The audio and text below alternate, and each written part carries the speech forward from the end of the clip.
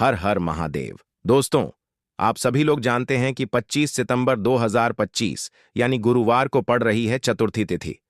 और दोस्तों, यह वह तिथि है जो आश्विन मास में पड़ने वाली सबसे बड़ी तिथि चतुर्थी तिथि है और इसका बहुत ही बड़ा और विशेष महत्व होता है। पूज्य गुरु जी ने कहा है कि अगर कभी भी मौका लग जाए तो आप लोगों को पीपल के पत्ते पर राम लिखकर बहुत छोटा सा उपाय करना है। इन दोनों का संयोग बहुत ही कम आता है। इसी के साथ में गुरुजी ने अपनी शिव पुराण कथा में बताया है कि इस दिन आपको एक पीपल के पत्ते पर राम वाला उपाय तो आपको अवश्य ही करना चाहिए, क्योंकि ऐसा दिन पूरे साल में सिर्फ एक ही बार आता है। और दोस्तों, आप सभी लोग जानते हो कि गुरुवार का अगर सबसे बड़ा कोई उपाय है तो वह पीपल के पत्ते पर राम वाला उपाय। तो दोस्तों, गुरुवार चतुर्थी के दिन आप लोगों को इस पीपल के पत्ते पर राम लिखकर बहुत छोटा सा उपाय करना है। बहुत सारे लोग होंगे जिन लोगों ने इस उपाय को ना किया हो, मतलब पूरा साल निकल गया, उन्होंने किसी भी दिन इस पीपल के पत्ते पर राम वाला उपाय को ना किया हो। पर दोस्तों, आपके पास एक आखिरी मौका बचा हुआ है, जो कि 25 सितंबर 2025 गुरुवार चतुर्थी के दिन है।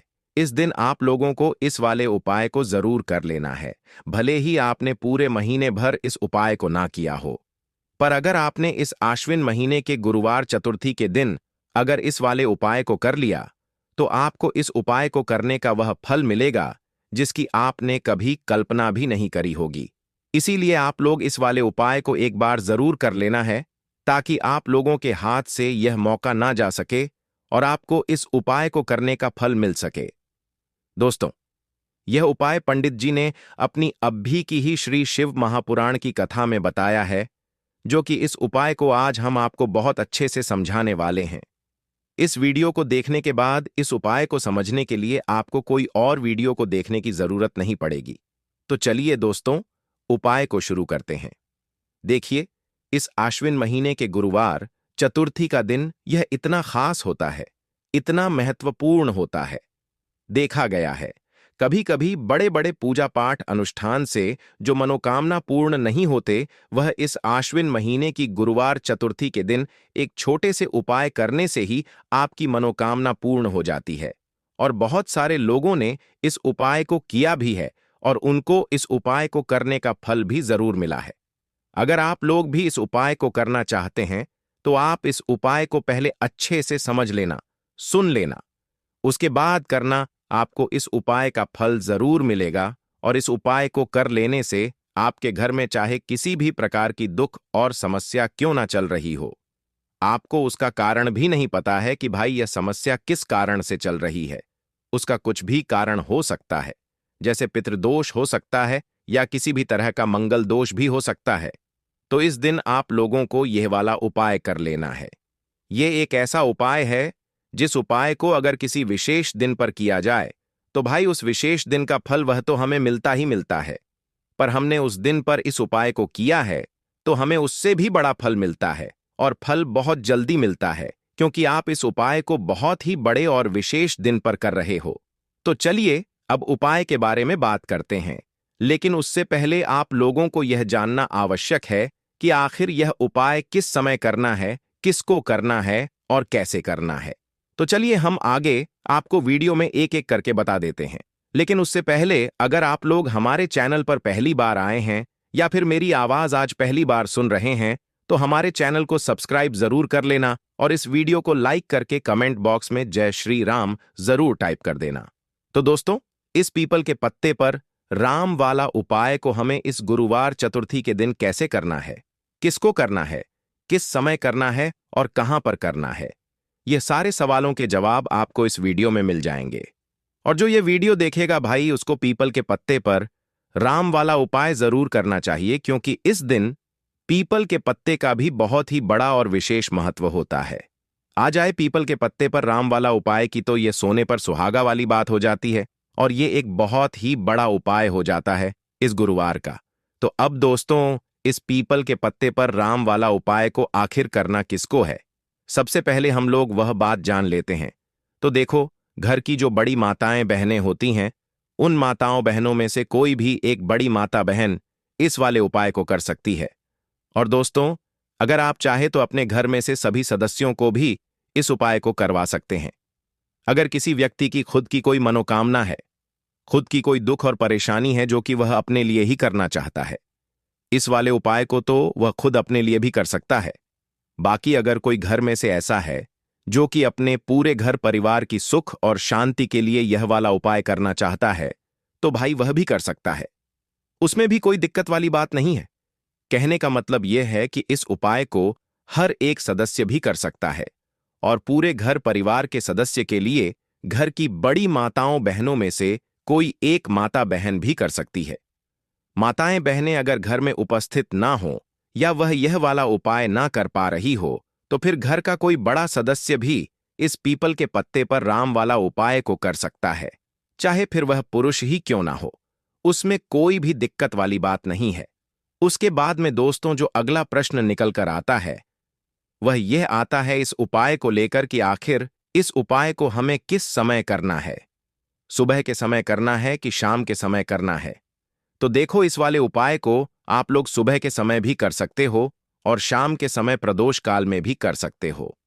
अब अगर आप पूछो कि भाई साहब सबसे उत्तम समय कौन रहेगा इस पीपल के पत्ते पर राम वाला उपाय को करने का, तो हम आपसे बस यही कहेंगे कि इस उपाय को आप सुबह के समय करेंगे तो ज्यादा बेहतर होगा। बाकी अगर प्रदोष काल शाम के समय भी करेंगे तो भी अच्छा होगा, उसमें कोई भी दिक्कत वाली बात नहीं है। तो अब दोस्तों जो अगली सबसे बड़ी और महत्वपूर्ण बात आती है वह यह आती है कि सुबह अगर हम उपाय को करेंगे तो हमें कितने बजे से लेकर कितने बजे तक के बीच में करना है, और शाम के समय प्रदोष काल में करेंगे तो हमें कितने बजे से लेकर कितने बजे के बीच में करना है। तो देखो, सुबह जितनी जल्दी हो सके आप उपाय को करने की कोशिश करना। बाकी अगर किसी कारणवश लेट भी हो जाओ, थोड़ी देर भी हो आए, तो 10 या 11 बजे तक भी आप उपाय कर लेना, पर 12 बजे से ज्यादा देरी ना हो। ठीक है, इस बात का ध्यान रखना। उसके बाद में दोस्तों अगर शाम के समय प्रदोष काल की बात करें, प्रदोष काल का जो समय होता है वह शाम के 6 बजे से शुरू हो जाता है। मतलब शाम के 6 बजे से लेकर 7 बजे के बीच का जो समय होता है यह समय प्रदोष काल का समय होता है। तो आप इस उपाय को 7 या 8 बजे के बीच में भी कर सकते हो। मतलब शाम के 6 बजे से रात 8 बजे के बीच में आप कभी भी इस वाले उपाय को कर सकते हो, उसमें कोई भी दिक्कत वाली बात नहीं है। हमें किसी भी दिन आपको पीपल के पत्ते पर राम लिखकर बहुत छोटा सा उपाय करना है। ऐसा समझ लीजिए जितने भी आपके शत्रु हैं, जो भी आपके विरोधी हैं, दुश्मन हैं, जो आपको हर तरफ से परेशान कर रहे हैं, अब उन शत्रुओं की अकड़ निकलेगी। शत्रु का किया कराया भी तुरंत हट जाएगा। जब गुरुवार में आप इस छोटे से उपाय को करेंगे तो देखिए, आज की वीडियो विशेषकर उन लोगों के लिए ही है जो अपने जीवन में शत्रुओं से और दुश्मन से बहुत ज्यादा परेशान हो चुके हैं। देखिए, जगत जननी मां जगदम्बा का हम गुरुवार में पूजन करते हैं और उनसे जुड़े हुए उपाय करते हैं। साथ ही साथ आपको बता दें कि गुरुवार में संकट मोचन हनुमान जी का पूजन करने से और उनसे जुड़े हुए कुछ उपाय करने से जीवन के बड़े से बड़े कष्ट भी क्षण भर में दूर हो जाते हैं। तब बहुत कम समय में आपके शत्रु और आपके विरोधी आपके जीवन से दूर हो जाएंगे। आपके दुश्मन लाख कोशिश करने के बाद भी आपका बाल भी बांका नहीं कर पाएंगे, अगर आप गुरुवार में इस छोटे से उपाय को कर लेते हैं। अब देखिए, आज का जो समय है यह कलयुग का समय है और कलयुग के एकमात्र देवता जो अपने भक्तों के जीवन से सारे कष्टों को दूर कर देते हैं वह स्वयं है संकट मोचन हनुमान जी। और संकट मोचन हनुमान जी का पूजन अगर आप गुरुवार में करते हैं और उनसे जुड़ा हुआ यह छोटा सा उपाय अगर आप गुरुवार में किसी भी दिन कर लेते हैं, तो ऐसा समझ लीजिए आपके जो शत्रु हैं, आपके जो विरोधी, आपके जो दुश्मन हैं, यह किसी भी तरह से आपको परेशान करने का प्रयास कर लें, आपका बाल भी बांका नहीं कर पाएंगे। दूसरी चीज, अगर आपके शत्रु ने आपके ऊपर कोई भी तंत्र मंत्र करवा रखा है, कोई भी जादू टोना, कोई भी ब्लैक मैजिक आपके ऊपर करवा दिया है या करवाने का प्रयास कर रहे हैं, ऐसा समझ लीजिए वह किया कराया आप तक पहुंचेगा ही नहीं। और अगर आप तक पहुंच गया है, कोई भी ब्लैक मैजिक तुरंत हट जाएगा जब आप इस छोटे से उपाय को गुरुवार में करेंगे। देखिए, उपाय छोटा है लेकिन बहुत महादिव्य चमत्कारी है। मतलब उपाय को करने में ना तो आपका ज्यादा समय जाएगा, ना ही इसमें आपके ज्यादा पैसे लगने वाले हैं, और ऐसा समझ लीजिए कि एक बार ही अगर आपने इस उपाय को गुरुवार में कर लिया तो इसका महादिव्य चमत्कार आप खुद देख लेंगे। तो गुरुवार के जो 9 दिन होते हैं यह बहुत ही सिद्ध दिन होते हैं। मतलब गुरुवार के दिनों में 9 माता रानी हमारे घरों में आती हैं, अपने भक्तों के जीवन से कष्टों को दूर करती हैं।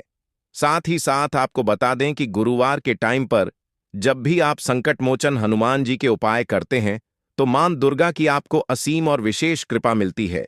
मां दुर्गा आपसे बहुत जल्दी प्रसन्न होती हैं और आपके सारे संकटों को वह दूर कर देती है। तो पीपल के पत्ते में और पीपल के पेड़ में होता है। देवी देवताओं का वास पीपल के पेड़ में श्री हरिविष्णु साक्षात मां लक्ष्मी वास करती हैं। पीपल के देव में हमारे पितरों का वास होता है। पीपल का जो पेड़ होता है इसका पूजन करने से शनिदेव की कृपा उनका आशीर्वाद मिलता है। और पीपल का पत्ता जो है इसका उपाय गुरुवार में करने से व्यक्ति के जीवन से बड़े संकट और कष्ट दूर हो जाते हैं, जिसमें कि शत्रु और आपके दुश्मन जो हैं यह पूरी तरह परास्त हो जाएंगे, चारों खाने चित हो जाएंगे और कभी भी आपका कुछ नहीं बिगाड़ पाएंगे। अगर यह उपाय आप करते हैं तो देखिए यह उपाय स्त्रियां भी कर सकती हैं, पुरुष भी कर सकते हैं। किसी भी दिन आप इस उपाय को कर सकते हैं, ठीक है ना। इसमें दिन आपको नहीं देखना है कि किस दिन करें, जिस दिन आप चाहा उस दिन इस उपाय को आप कर सकते हैं। तो गुरुवार चतुर्थी के दिन आपको पीपल का पत्ता तोड़ना नहीं है, उसे एक दिन पहले ही तोड़कर आप पीपल का पत्ता लें। आया गिरा हुआ जो पत्ता होता है पीपल का वह आप ले लें, ठीक है ना। बस इस चीज का आपको ध्यान रखना है कि गुरुवार के दिन पीपल के पेड़ से कोई भी पत्ता हम नहीं तोड़ते हैं। इस चीज का आपको विशेष ध्यान रखना है। तो आपको लेना है पीपल का एक पत्ता और शुद्ध जल से उसे साफ कर लेंगे पहले, जिससे कि धूल मिट्टी अगर पीपल के पत्ते पर हो तो वह हट जाए। फिर गंगा जल का थोड़ा सा छिड़काव यानी थोड़ी सी छींटे आपको इस पीपल के पत्ते पर मारनी है और इस पीपल के पत्ते को फिर कपड़े से पोंछकर आपको साफ कर लेना है, बिल्कुल सुखा लेना है। अब आपको लेना है थोड़ा सा सिंदूर, जो केसरिया वाला सिंदूर आता है जो हम संकट मोचन हनुमान जी को चढ़ाते हैं, वह केसरिया सिंदूर आपको लेना है। थोड़ा सा जल डाल के इसे गीला कर लेंगे और इसी सिंदूर से इस पीपल के पत्ते पर आपको भगवान राम का नाम लिखना है। अब किससे लिखेंगे? माचिस की तीली ले सकते हैं, उससे लिख सकते हैं। किसी भी तरह से आपको भगवान राम का नाम इस पीपल के पत्ते पर लिखना है। लिख लिया, एक आपको चमेली के तेल का या सरसों के तेल का दीपक तैयार करना है और एक कोई भी आपको लेनी है मिठाई में। यहां पर आप बूंदी का प्रसाद ले सकते हैं, बेसन का लड्डू ले सकते हैं और अगर आप इमरती ले लेते हैं तो यह और भी उत्तम है। देखिए, इमरती का जो भोग होता है यह संकट मोचन हनुमान जी को बहुत ज्यादा प्रिय है। अब यह सारी चीजें लेकर आपको जाना है संकट मोचन हनुमान जी के मंदिर में। तो देखिए, सबसे पहले आपको संकट मोचन हनुमान जी के सामने यह दीप प्रज्वलित करना है जो आप लेकर के गए हैं, चाहे आपने चमेली के तेल का दीपक तैयार करा है या सरसों के तेल का। सबसे पहले दीपक आप जला देंगे और दीप जलाने के बाद आपको जो पीपल का पत्ता आप लेकर के गए थे वह पत्ता आपको संकट मोचन हनुमान जी को अर्पित करना है, वहां चढ़ाना है। और जो भी भोग में आप लेकर के गए हैं, चाहे आपने बेसन के लड्डू लिए, बूंदी का प्रसाद लिया या फिर इमरती, जो भी कुछ आपने लिया है उसका भोग लगाना है। और संकट मोचन हनुमान जी से आपको प्रार्थना करनी है कि हे जगत का कल्याण करने वाले संकट मोचन हनुमान जी, संकटों को हरने वाले, मेरे जीवन से शत्रु और दुश्मनों को भी दूर कर दीजिए। शत्रु का किया कराया तंत्र मंत्र सब कुछ हट जाए, ऐसी कृपा मुझ पर कीजिए।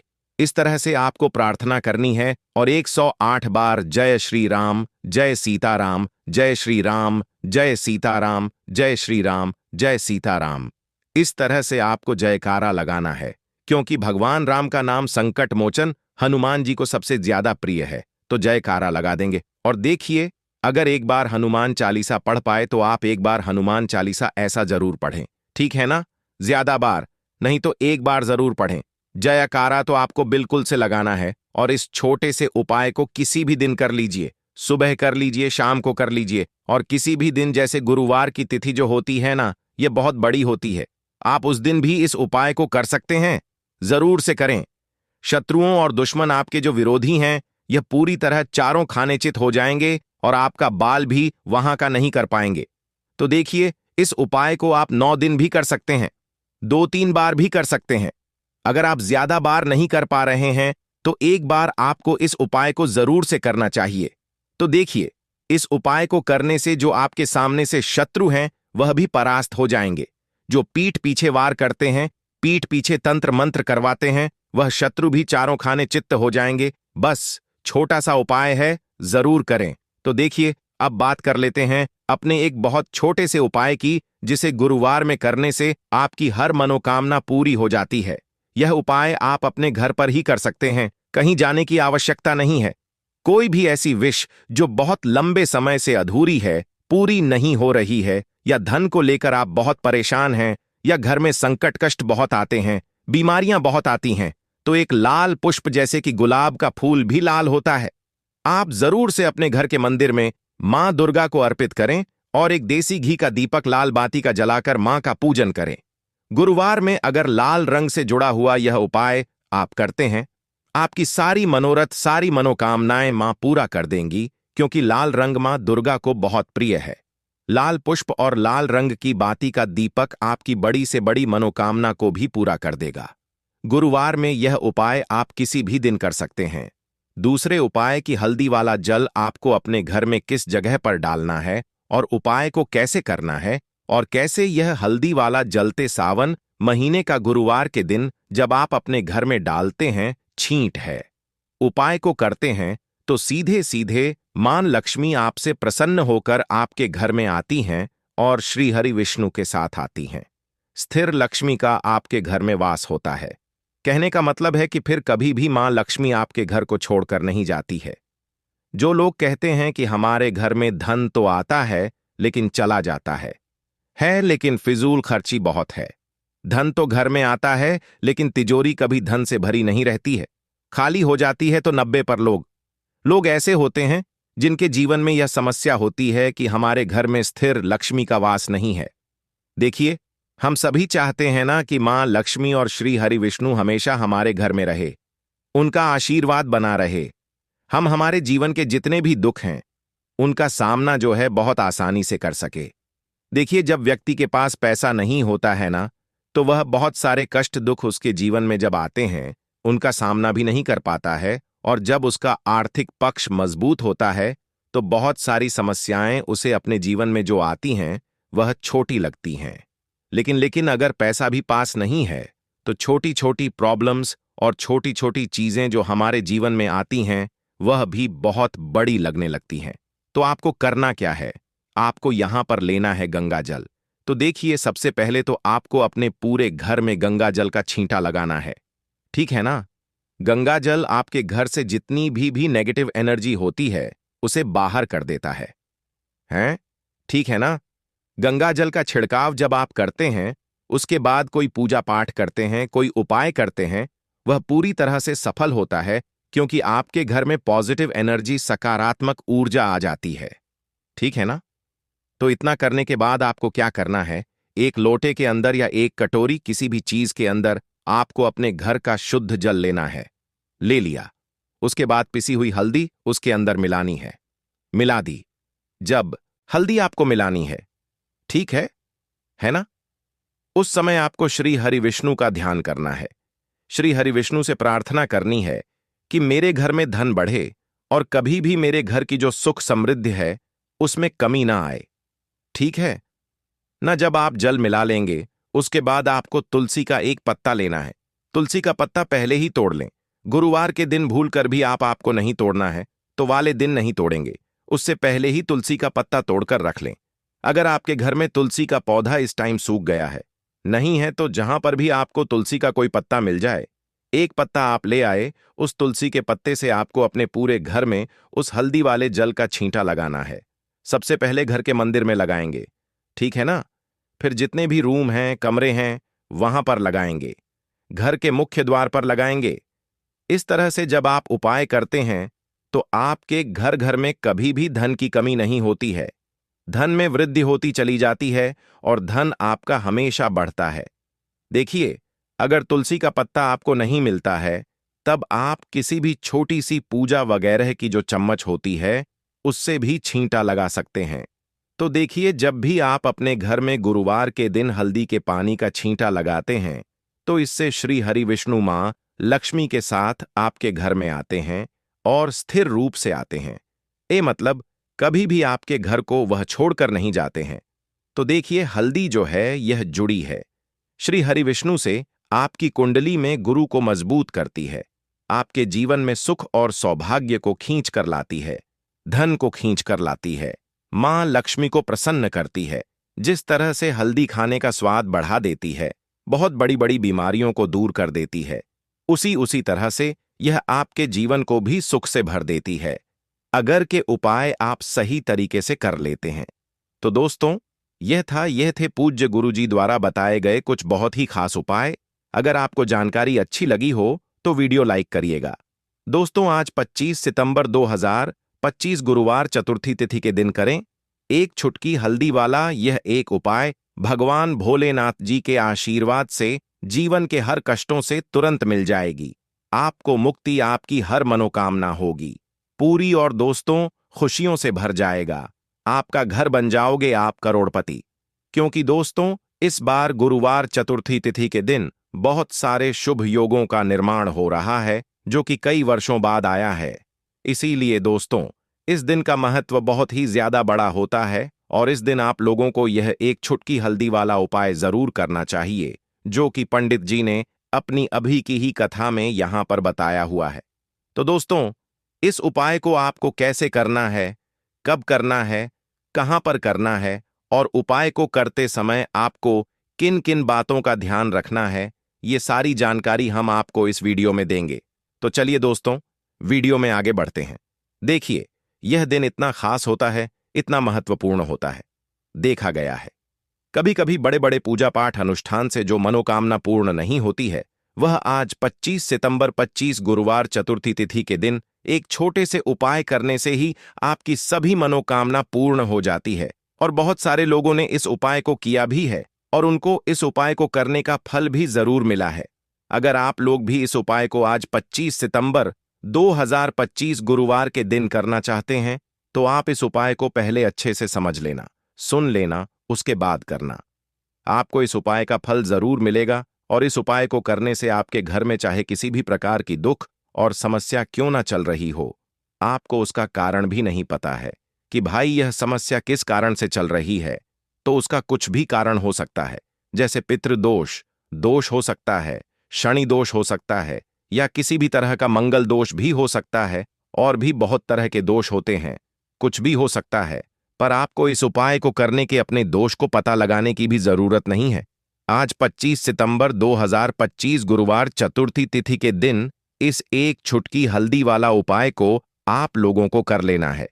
दोस्तों, अब हम समझते हैं इस वाले उपाय को हमें करना किस समय है। तो सबसे पहली बात दोस्तों, हम समझते हैं कि यह एक छुटकी हल्दी वाला उपाय करना किसको है।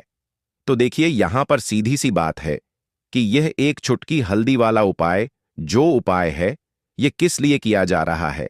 यह मनोकामना को पूर्ण करने के लिए किया जा रहा है, या आपके जीवन में जो दुख और परेशानियां हैं उनको दूर करने के लिए किया जा रहा है, या आपका कोई बड़ा काम है जो कि नहीं हो पा रहा है, आप उसके लिए इस उपाय को कर सकते हो।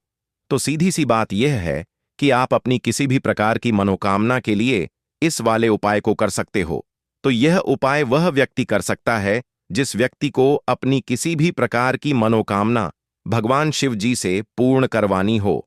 और अगर कोई भी माताएं बहनें जो है अपने घर की सुख और शांति के लिए, घर में धन समृद्धि को बढ़ाने के लिए यह वाला उपाय करना चाहती हैं, तो घर की जो बड़ी माताएं बहनें होंगी वह इस एक छुटकी हल्दी वाला उपाय को विशेष रूप से करें, क्योंकि माताएं बहनें घर की लक्ष्मी होती हैं, और जब घर की लक्ष्मी कोई विशेष उपाय करती है तो उसका फल ही बहुत जल्दी मिल जाता है और बहुत बड़ा होकर मिलता है।